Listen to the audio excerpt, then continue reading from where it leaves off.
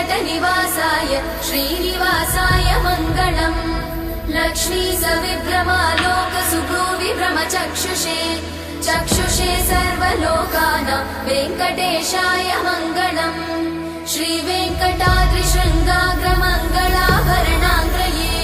मङ्गलानां निवासाय श्रीनिवासाय मङ्गलम्